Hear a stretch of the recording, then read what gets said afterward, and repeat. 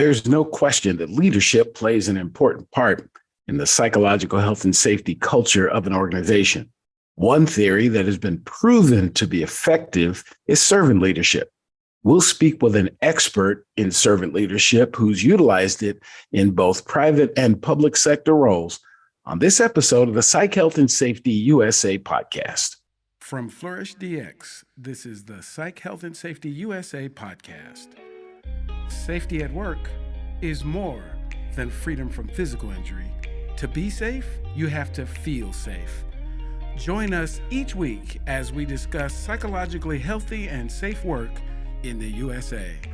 Welcome to this week's Psych Health and Safety USA podcast. I'm your host, Dr. I. David Daniels, and I want to thank you for tuning in.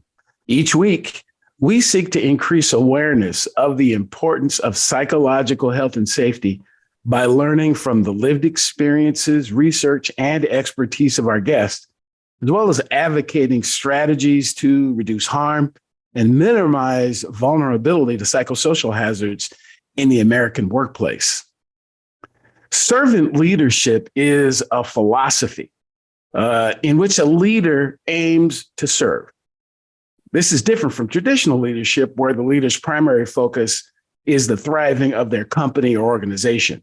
A servant leader shares power, puts the needs of the employees first, and helps people develop and perform as highly as possible. While servant leadership is a timeless concept, the phrase servant leadership was coined by Robert K. Greenleaf in The Servant as a Leader, an essay he published in 1970. In that essay, Greenleaf said, "The servant leader is servant first. It begins with the natural feeling that one wants to serve first. The conscious choice brings one to aspire to lead. That person is sharply different from one who is a leader first, perhaps because of the need to assuage unusual power drive and to acquire material possessions. The leader first and servant first are two extreme types. Between them, there are shades and blends of both in that leadership style." My guest for this episode is undoubtedly an expert in application of servant leadership, having doctoral level research completed in this topic and practicing this philosophy in both the private and the public sector, both nationally and internationally. It's a pleasure for me to welcome Dr. Reginald Freeman to the podcast and to share more, for him to share more about himself. I'm going to give him the question we generally give folks when they come on the podcast. Who is Dr. Reginald Freeman?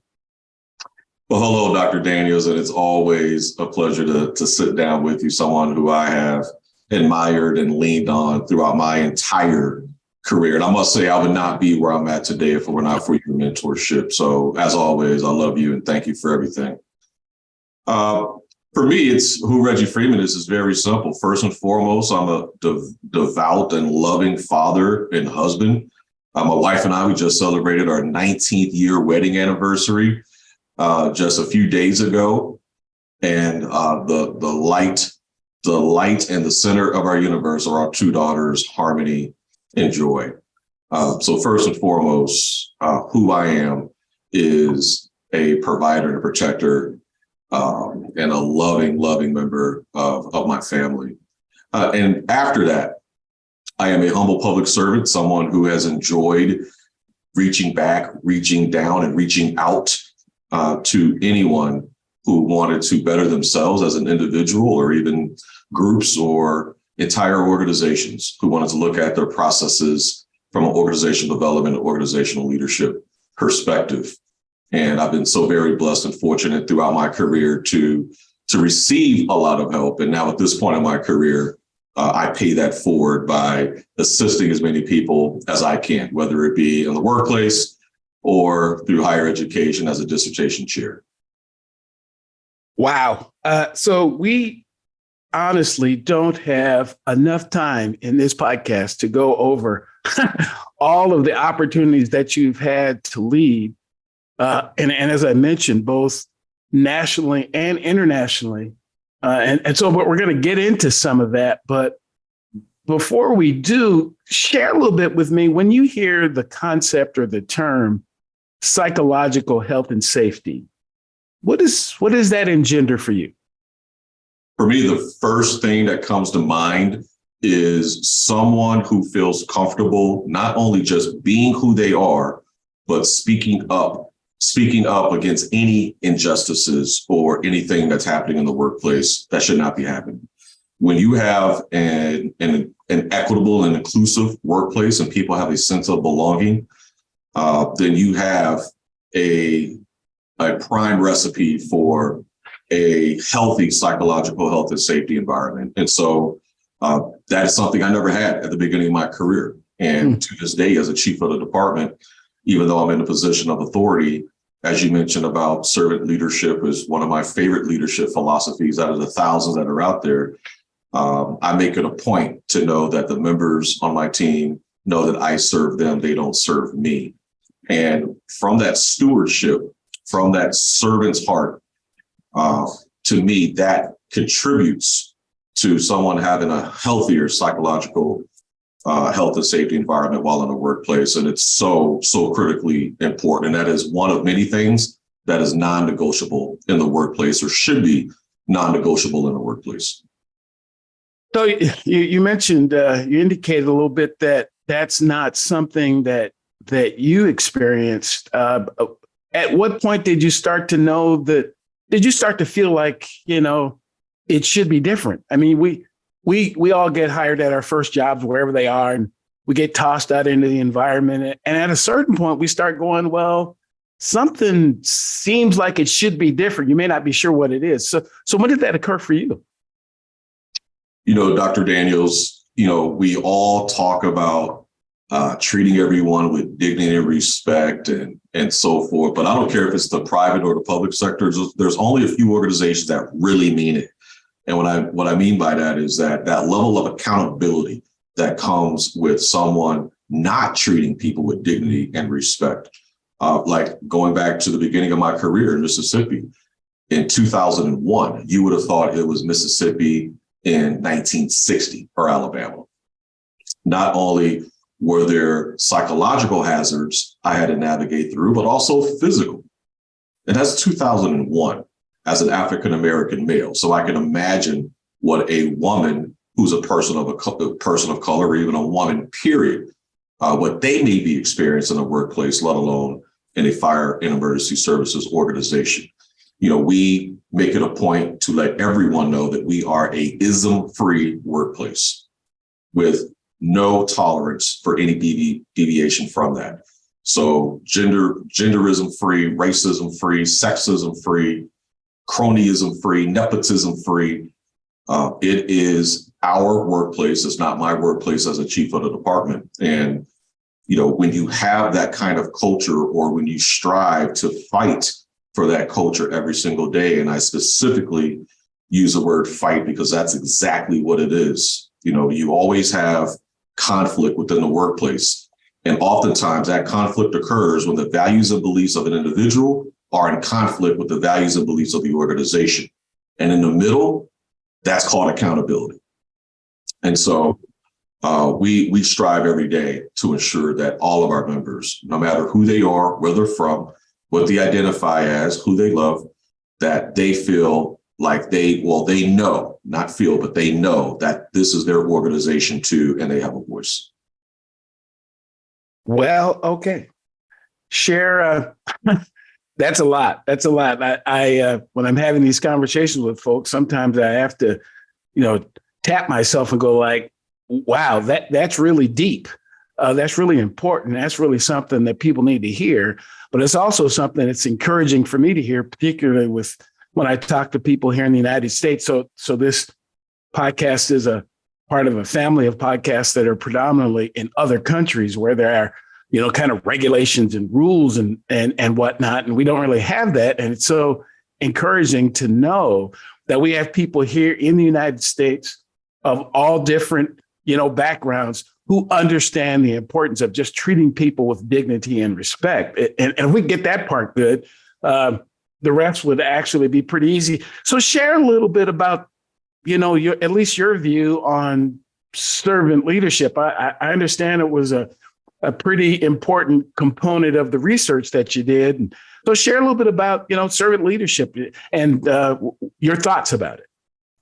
No, absolutely. So my dissertation was titled Exploring Servant Leadership Behaviors in Career Fire Department Officers, a Descriptive Design Study. And I told the institution they should have just given me my terminal degree credentials just for memorizing the title. But I learned a lot through the research, and I utilized Alameda County Fire Department, which is a metro department right here in the Bay Area, and interviewed company officers as well as those who may have been recently promoted to chief officer rank. And servant leadership, even though in the fire service, we have those individuals who may practice servant leadership and may not be aware of it, or those on the receiving end may be serving under the leadership of a servant leader, but they may not even know it. And so a lot of that came out in the study. And when you look at servant leadership, it's based on 11 key pillars. And they range from calling, listening, empathy, healing, awareness, persuasion, foresight, conceptualization, stewardship, growth, and then finally community. And a servant leader, they can be adept at all 11 of those pillars, or they could just do one or a few very well and always be working on the other pillars that may not be as strong. And so this study really highlighted the fact that, number one, members of the team, they want to feel as if they are a member of the team. They don't want things dictated to them. They want to be included in the process. Number two, they want training and growth opportunities. And also what I thought was very, very interesting is that it was the mindset of all the participants that leadership training, but specifically servant leadership training, should be included in the organization's professional development plan, which ironically enough, the organization did not have a professional development program. But that was another outcome of the study, is that was going to be a recommendation to their leadership, which, by the way, everyone spoke very highly of their chief of the department, a statesman, a gentleman, a scholar, Fire Chief Willie McDonald, who's been in the fire service 43 years. All of them had nothing but great things to say about him and his leadership. So it was fun. I am very glad it's over, and no, I will never do it again.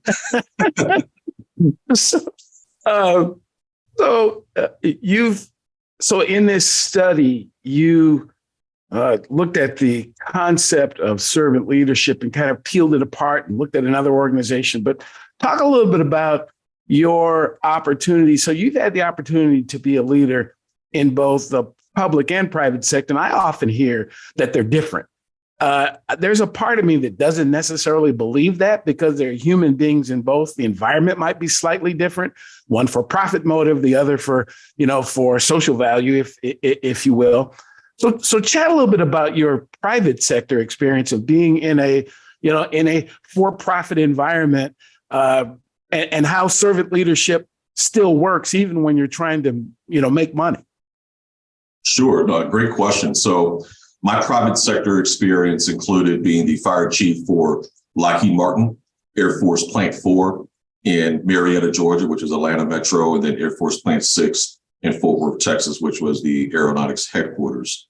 And so with Lockheed Martin being a Fortune 50 company, business acumen was a must. You had to be responsible for your area of leadership. And that is something that they did not falter on, which I can appreciate. Accountability was very high in the private sector. I served as fire chief, so the principles of leading and managing a fire and emergency services organization were the same. The biggest difference I've seen from being a fire chief in the private sector versus the public sector is the level of accountability, which I'm so grateful for the experience that I've had at Lockheed Martin. And then, the public sector, depending on where you're at, depending on the size of the organization, depending on which way the wind is blowing, You have your great days, you have your good days, and then you have days that you cannot wait to get home to see the family. It's very unique. And I've had the distinct pleasure of leading the Hartford Fire Department as their 37th Fire Chief and Emergency Management Director for roughly 6 years. And now here in Oakland, California, as the 31st Fire Chief for the City of Oakland. And even between the two on different coasts, yes, the culture is different from the East Coast and the West Coast for the most part, but the passion and the drive to be the best professional emergency responder you could possibly be is the same. And so that's what I love about the fire service. No matter where you're at, for the most part, the firefighters have that same drive, have that same compassion for serving and being of service. If they feel valued, if they feel as if they have an advocate in the fire chief's office, if there is consistency, so there's a lot of layers to a firefighter feeling as if they have a sense of belonging within the organization. And that is something that I've had to get accustomed to even here in Oakland. For the first time in my career, I'm leading an organization that has members that identify as non-binary. I've always led individuals who were members of the LGBTQ plus community, but I've never had an opportunity to learn from my members who identified as non-binary. And so even with my official correspondences, as we talk about psychological health and safety, number one, I haven't said fireman in years. Number two, I used to always say, or I sometimes used to say, greetings, brothers and sisters of HFD, right? But now I just say greetings, members of OFD, which includes everyone, because we have individuals who don't identify as male and don't identify as female. So I would be excluding them if I were just to say brothers and sisters or he or she. And so that's something as a chief of the department and ensuring that I recognize the fact that we have a diverse organization that I expect is going to be equitable, and everyone is going to feel included, or a sense of inclusiveness, which gives them a belonging to the team. If I don't walk that talk, no one else will. That's right. And so leading with my correspondences, leading a conversation in the firehouse, and even gently correcting those who may not be all inclusive when they're addressing the entire organization by them just saying brothers and sisters or the men and women of the organization. There is that gentle correction so that everyone feels included. This is a very, very interesting conversation to be having with someone who is a non-traditional leader in a very traditional environment. And at least that's my assessment of just kind of watching your career over the years, is you have this interesting ability to be both traditional and non-traditional, depending on the circumstances, because as much as we want to say that, things need to change and, folks, things are different. We just need to get there. I have seen, and I frankly, in some cases, been guilty myself of running faster than the group can run. And so people tend to lose that sense of safety, of psychological safety, because it's not that what we're doing is wrong. It's that what we're doing is too much for them. It's how do we adapt our style of even trying to create change to the environment that we're actually trying to change. So share a little bit more. Oakland is a fairly large city. Well, has got a lot of traditions and whatnot. And how has that? Share some of the some examples of working with people that you could probably go faster than they could, but you recognize that you need to bring them along with you. Talk a little bit about how that process works. Yeah, that's a great and complicated question, Doc. I look at it as you're driving down the road, you have this huge windshield, right? But a lot of times, especially in heavy traffic, we're spending a lot of time looking in the rearview mirror, which is just 1/10 of the size of the windshield. but sometimes it's a necessity so you don't crash. And so we make it a point to always look at what we do and how we do it. And part of that is ensuring that all of the individuals who do the work actually have a say-so on what we do and how we do it. So even though I'm the chief of the department, I'm downtown on the third floor of the headquarters, I understand that my members, they're the ones out in the street that's actually mitigating the mission. So what do I care what's on the apparatus when we spec it out, as long as it's compliant with NFPA 1901? I'll let the members decide what's going to be in the apparatus, or if it's time to get new air packs.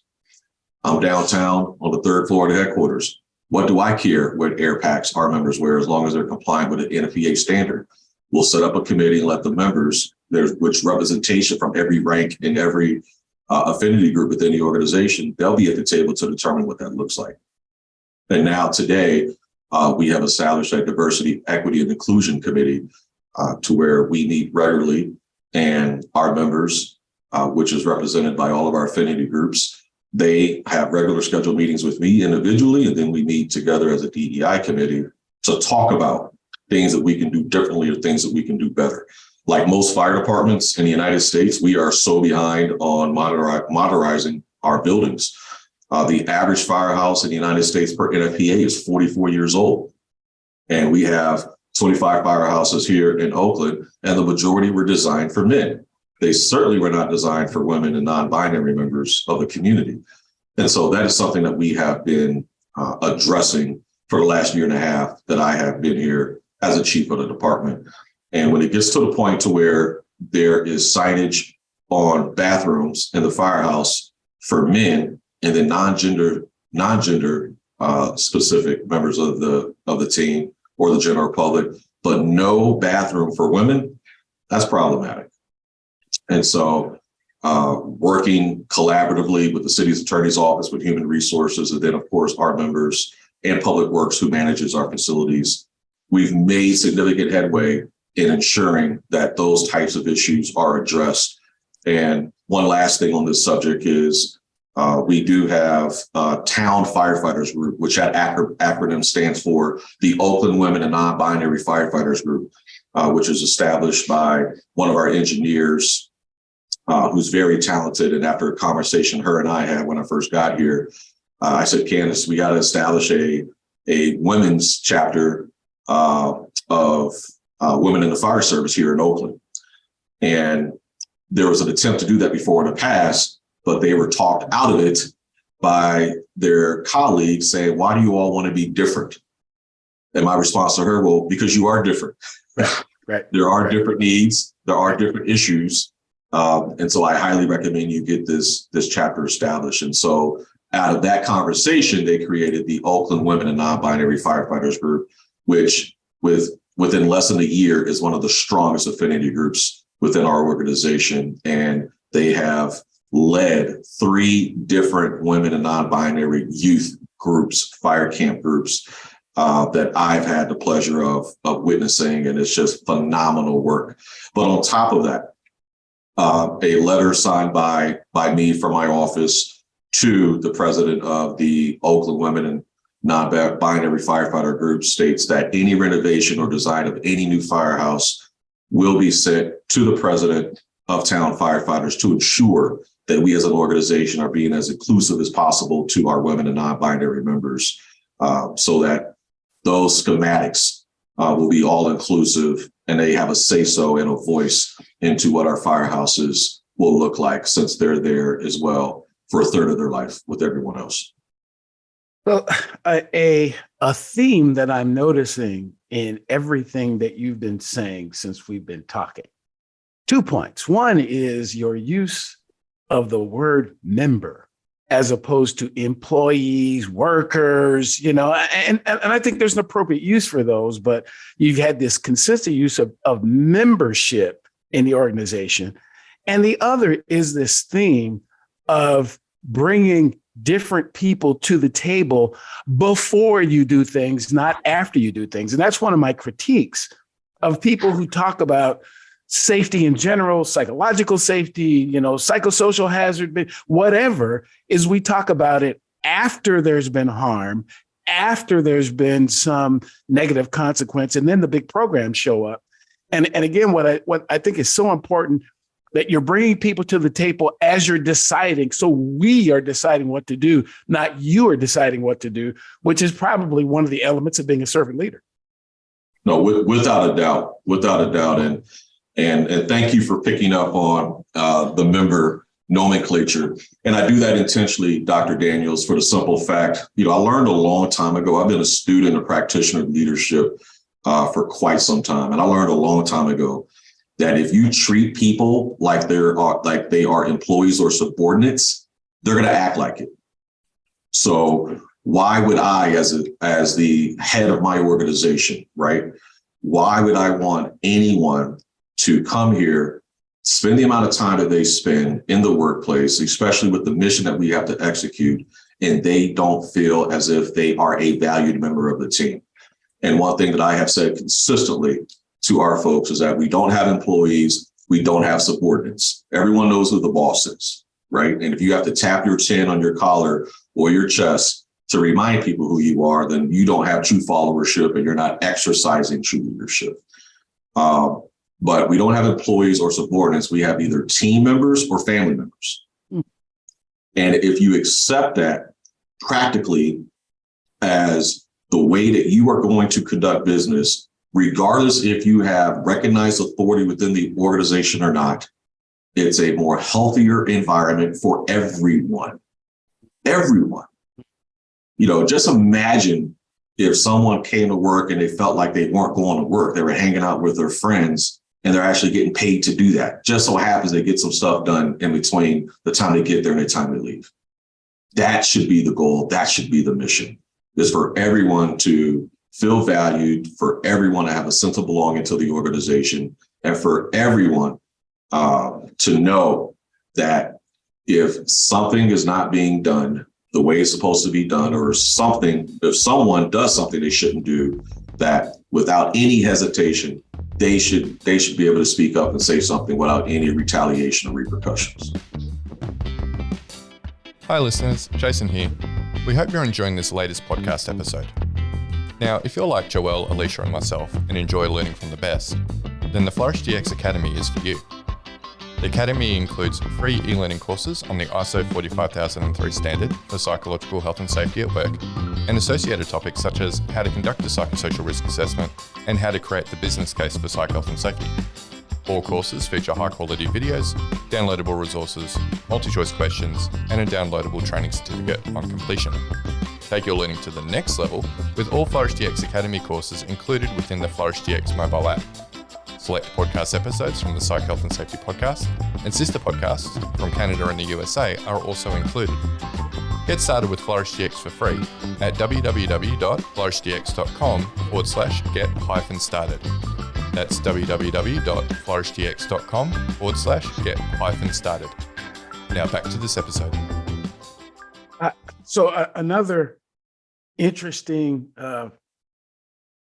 side note, if you will, but not more a side note, it's actually connected about what you're talking about is the environment that you're doing this in. So Oakland, the city of Oakland, California, has this long history of social leadership of, some of the great movements of this country. It has a particular place for those of the African diaspora who just happen to live there. So the home of the Black Panthers and the birthplace and growing up place of the first Black female, vice president of the United States, all that out of Oakland. So talk a little bit about, you mentioned earlier about the town group and the fact that it's okay to have affinity groups because people actually are different. And this episode will run during the celebration of Black History Month. And I often, I often find myself engaged in conversations when we talk about, psychological health and safety, specifically for people of color and Black people, specifically this hesitancy to acknowledge that people are different. And that's the point. The point is, yes, they are different. And these homogenous approaches to things are a part of the issue, is that we homogenize things and say, well, we need one style that fits everybody. It doesn't fit everybody. And the fact that it doesn't, it creates some of the stress and it creates some of the challenges that people have to face, when they come to places that they call work.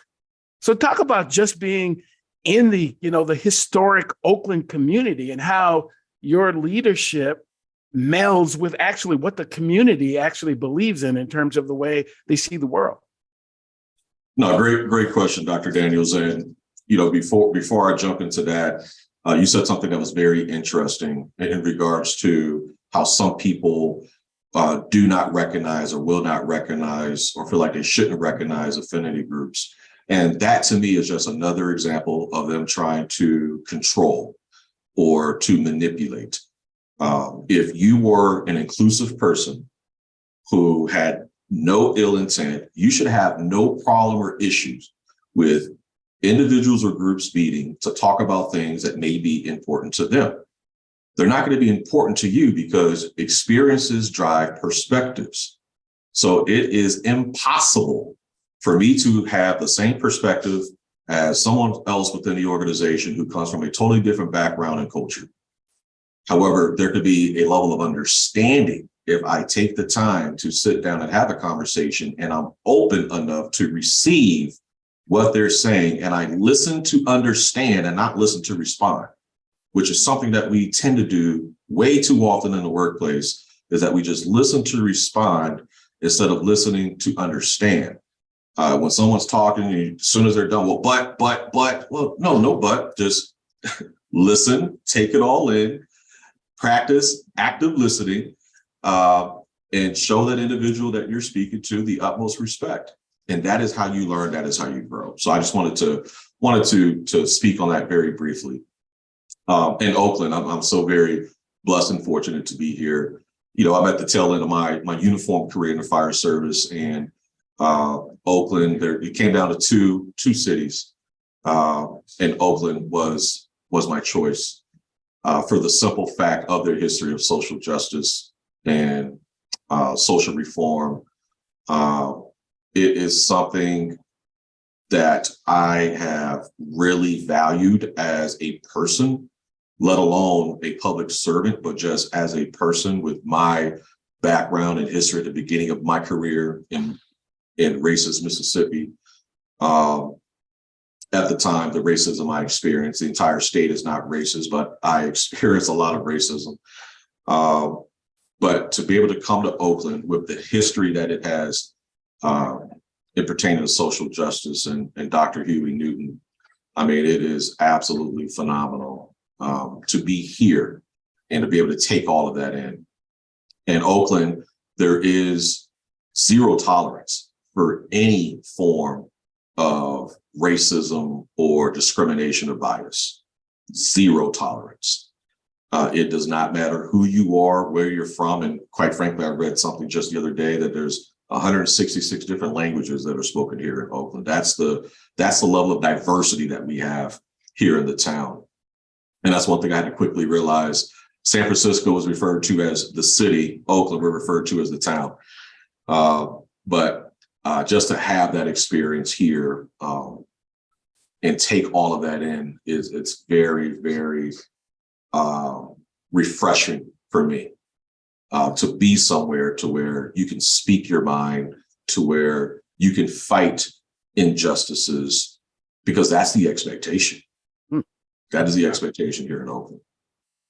Wow. Wow. That's a very impactful statement to say that that's the expectation.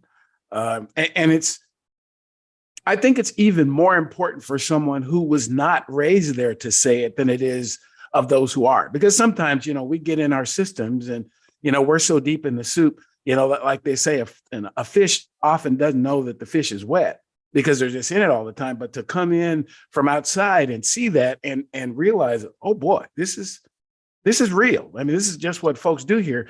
I wanted to ask, how do you believe that culture, the environment, and certainly your leadership, how do you think that affects or impacts people's mental and emotional health while they are at work? I think for them, they know or they learned real quick. The members, they they realize very quickly that I'm different. And I still hear that to this day.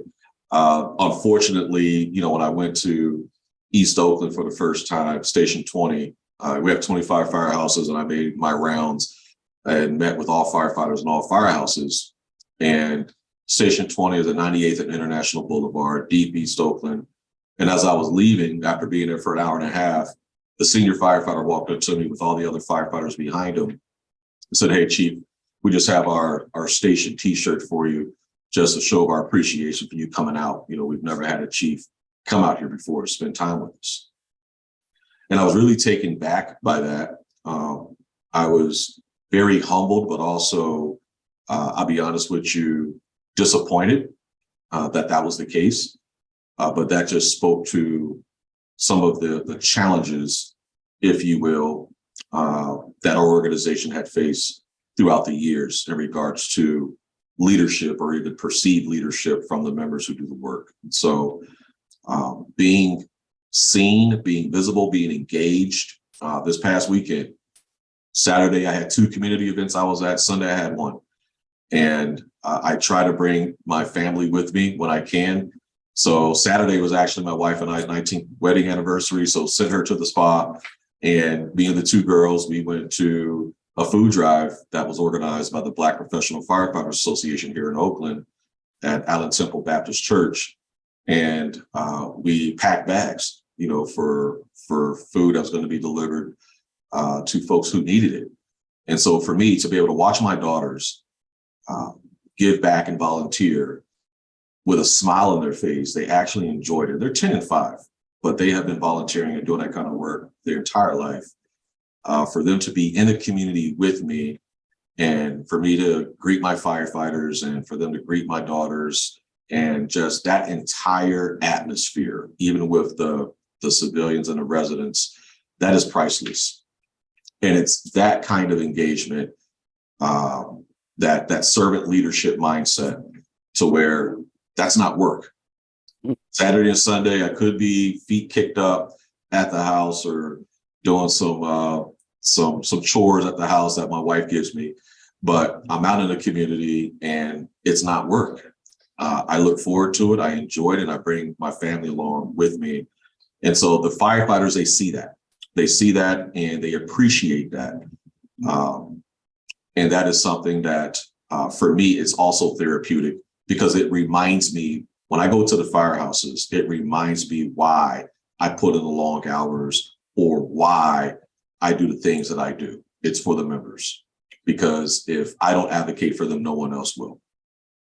Yeah, I seem to recall right about the time that you received the appointment. I think we were having some conversations about some of the challenges. So you arrived in Oakland as the pandemic was starting to wane a bit, was still, had a lot of effect on the organization. And I recall you sharing some stories about the emotional toll that these public servants have had to endure. And this is probably not unique to Oakland. I mean, I believe that, folks who have been described as essential workers across this country had a very, very difficult 2020 and 21. They did. It was because they had to be out there providing service for communities all across this country. But what was missing in many of those cases is people said, "Oh, we look like that was tough," but nothing really changed. And it didn't appear that people really cared about these folks. They said it, but they didn't really do it. They didn't do what you did. They didn't really go around people and sit and listen. And sometimes people just need to be heard. But so can you talk about some, 1 or 2 of those experiences that I think you can probably see the difference now, how your leadership has probably made a difference. So share, if you can, no names, of course, of some of the things that were going on with some of the folks when you arrived. No, absolutely. So the crisis at hand when I assumed command of the organization was what we call mandatory overtime. So our members, some instances, were working on average 6 to 14 days consecutively, whether it be battalion chief or firefighter paramedics. And that was unprecedented for us. We've always had some level of mandatory overtime just because we haven't properly managed new recruit classes and so forth. But when you have a certain percentage of your membership that are working at least 6 to 14 days, especially battalion chiefs, that's a red flag that something is very much wrong. And so when I first got here, looking at the staffing, conducting a staffing analysis, finding out what the root causes were of our challenges, which a lot of that was we had a lot of members out on workers' comp. At the time, that number, I believe, was 61 members out on workers' compensation, which was unprecedented for us. We averaged about 20 prior to the pandemic. But then if you look at the number of vacancies that we had, coupled with those were out because of on-the-job injury, and the fact that some of those folks that were out on the job injury were, as far as I'm concerned, my personal hypothesis was just to get a break from the mandatory overtime. I can't say that I don't blame them. And so with all of those issues and the facts in hand, I was able to approach our city administrator and our mayor and made the request of hiring additional firefighters. And the gist of it was, Mr. Administrator, we're already paying for it, but we're paying for it on the back end. We're paying for it with workers' compensation. We're paying for it with overtime to fill those vacancies. What I'm asking you to do is to pay for it on the front end, to where that improves the health and safety of the members, that improves the quality of life of our members. And I was able, because I was in the firehouses, I was able to share the stories of our members, share the stories of them going through divorce proceedings with their significant other, share the stories of them losing custody or even joint custody of their children because they're always at work, share the stories of the increase of alcohol and drug use for them to cope, and share the stories of even members contemplating suicide, going as far as putting a gun to their head. And so thankfully, without any hesitation, the city administrator authorized me to hire. And in the last year and a half, we brought on roughly 100 firefighters. And as of March 17th, we will be looking to have another group of hopefully 60 firefighters. We have 60 firefighters that are currently going through background check and medical evaluations right now. And so all of those who get past that process, they will start our academy on March 17th. And now fast forward to today, if you look at the mandatory overtime, the firefighter paramedic rank has been relieved, and now that overtime has been pushed down to the firefighter EMT rank, which is better for the simple fact that the firefighter medics can work down to the firefighter EMT spot, but the firefighter EMTs obviously can't work up to the medic spot. So with all of the members that we have brought onto the team through a lateral process, that has helped alleviate that mandatory overtime, and even more help is on the way coming March with the hopefully 60 firefighters that'll go through that 7-week process. So I would not have been able to do that if I were not engaged with the membership, listening to their stories, and then using objective data with no emotion to justify the needs.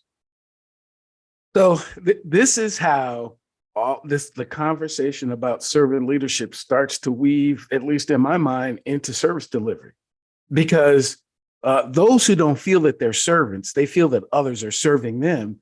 They don't believe the stories that they hear.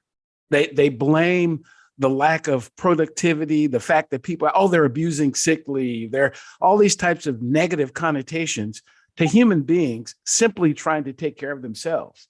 But that servant in you, this is what I'm hearing. The servant says, look, it's my job as the leader to create the safest possible environment so people can give the best service ultimately to the customer.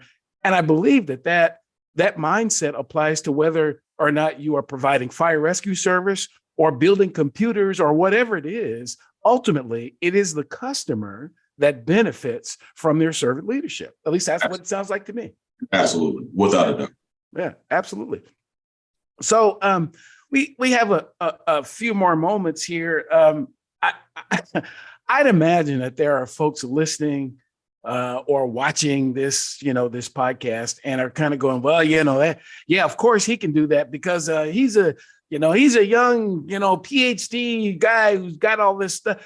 I'm not sure if I can do that. If you were able to speak to someone right now who might be listening or thinking about their leadership style and how they could be a different kind of leader, similar to get the kind of, response and reaction and productivity you've gotten, what would you share with them? Those folks who are looking to shift their style a little bit. Another great question, Dr. Daniels. And one thing I will say is exercising leadership will be the hardest thing you'll ever do. I tell people all the time, I don't come to work expecting people to like me because I brought them fresh baked cookies. If you're someone who needs to be liked, then being in a position of authority with the expectation of exercising leadership may not be for you, because anyone can be in a position of authority, but it's your actions that dictate how effective you are as a leader and or manager. Those are three totally separate things that I think most people don't quite understand. But just know and understand that exercising leadership will be the hardest thing you'll ever do, just because there is no rhyme or reason. There is no secret sauce. As much as I admire, you, Dr. Daniels, if I were to try to emulate you to the T, I would fail miserably, because I have to be true and authentic to myself. Yes. And you have to find what works for you in the world of exercising leadership. And so second to that statement, I would say you have to find out what is important to you. For me, what's important to me is to make sure that my members know that they are taken care of, and that I'm doing everything in my power to ensure that they have all of the tools, resource, and support they need to exercise their duties and responsibilities. That's very important to me. And so outside of communicating with them in person, I always follow up with conversation, whether it be in person or department memorandums. Since I've been here, I've started something called Chiefs Memorandum. I think I'm up to number 47. And that's just the numbered Chiefs memorandums, not including just the regular emails, just to keep them informed and keep them in the loop of what's going on with the organization. And actually, we're working on the end of the year letter for all the accomplishments that they've done in 2022. So that's number two, making sure that you understand what's important to you. And then lastly, consistency. Consistency is so very important, and I don't use the word fair, because fair is subjective. But if you are consistent, there's no room for any kind of misunderstanding as to what right looks like if you're consistent. Because you may smoke cigars with John outside of work, and John may have done X, but then as soon as she done X, and the repercussions were the same, you're consistent. And so that's just so very important, is to always be consistent as that person in a position of authority who's expected to exercise leadership. But just know that it's going to be challenging. It's going to be difficult, but lean on folks that you trust, whether they're family or friends, to have that outlet, to be able to have those conversations. Ask individuals that you respect if they would take you on as a mentee, so you have that mentor-mentee relationship. And set guidelines if you do go that route, because there is a difference between coaching and a difference between mentoring, and we all need both. I still to this day receive coaching and mentoring from folks that I respect and have in very high regard, but you have to set the parameters for that relationship, and just have fun. I mean, we all give so much of ourselves, and although it's sometimes not an easy road, we sometimes forget that it's okay to enjoy yourself when those days occur that you can't wait to get home to see the family. The good and the great days really don't have that issue. But the days that we can't wait to get home to see the family, sometimes we forget that it's okay to enjoy ourselves while we're serving others. So that would be my feedback, Doc. Last question, but just before we close, have a few closing comments from you. But so now you spoke to the leader, to the individual, but speak also to the organization as a whole, because it's not just the person, it's the environment that the person is in that are going to make the success that certainly that you've seen and that you advocate. So if you were talking to an organization as a whole who is, maybe thinking about picking a new leader or in a situation where they're doing some transition, what would you share with a group? So give them don't give it all, because I have to bring you in to consult with them specifically, but talk to an organization about how important this concept of servant leadership is to the organization as a whole. So servant leadership, the fundamentals and the principles, it's important for a multitude of different reasons. But first, I'll say that if you want an organization to where the persons in positions of authority were practicing servant leadership, that has to be interwoven into the fabric of the organization, which is your organizational statements, your mission, your vision, and your values. Anything that we do in the workplace, regardless if it's the private or the public sector, every and anything that we do always should be done in reflection of the organizational statements. And again, going back to that word accountability, we have accountability within the organization when people deviate from that mantra. And so I would say start there. We are supposed to be revisiting our organizational statements at the minimum every 5 years to begin with. So if you and your team have not done that in quite some time, now may be the time to bring people to the table who are impacted, which means that you should have representation at every level within your organization to sit down and refine how you go about establishing your organizational statements, your mission, your vision, and your values. The individuals that do the work should be at the table to be able to contribute their feedback and their input. And then from there, once it's interjected into those three critical pillars, that's when you can start, of course, making sure that it's included in your strategic plan, making sure it's included in your succession planning matrix, making sure that it's included in your coaching and your mentoring elements within your organization at every level.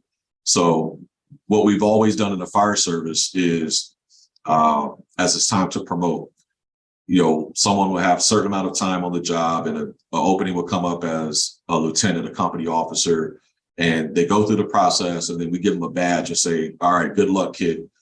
See you out in the street. But we've never properly prepared our members prior to them being promoted. And that's just so critically important to ensure that they're properly prepared prior to promotion. And we do that through a robust and relevant professional development program. And I'm so grateful for the opportunity to establish a professional development program in Hartford, as well as here in Oakland, with representation of different ranks at the table, the union at the table. And for the first time in both organizations, that what we call a PDP, professional development program, was stood up. So that would be my advice to organizations, is to ensure that servant leadership is interwoven into the fabric of your organizational statements, specifically your mission, your vision, and your values. Wow.